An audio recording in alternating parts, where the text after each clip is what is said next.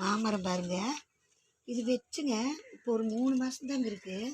ஒரு சின்ன செடியாக இருந்தது, அப்படியே அதை பிடிங்கி கொண்டாந்து நட்டு வச்சுது. அப்படியே மரம் பாருங்க எப்படி ஒரு இதாக ஆயிடுச்சு. இன்னொரு 6 மாதங்க நல்லா மரம் பெரிய மரமாகி நல்லா காயலாம். காய் வந்தது நான் உங்களுக்கு கூப்பிட்டு கொடுக்குறேன், சரிங்களா? நீங்களாம் சாப்பிட்டு உப்பாயம்மா அவங்க ஊர்லேருந்து மாம்பழம் அனுப்பிச்சின்னு சொல்லுவீங்க, சரிங்களா?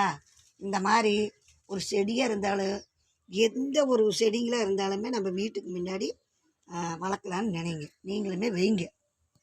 இது பாருங்கள், இன்னொரு 6 மாதம் போயிட்டு நல்லா மரமாக இருங்க, பெரிய மரமாக இரு. பாருங்கள் மாங்காய் என்ன மாங்காயின்னு ஆனால் தெரியல. ஒன்றா கிளிமுக்குங்காயாக இருக்குது, இல்லைன்னா என்ன காயின்னு எல்லாம் தெரியல. அது பெரிய மரமாகி சாப்பிட்டு பார்த்தா தான் தெரியும், சரிங்களா?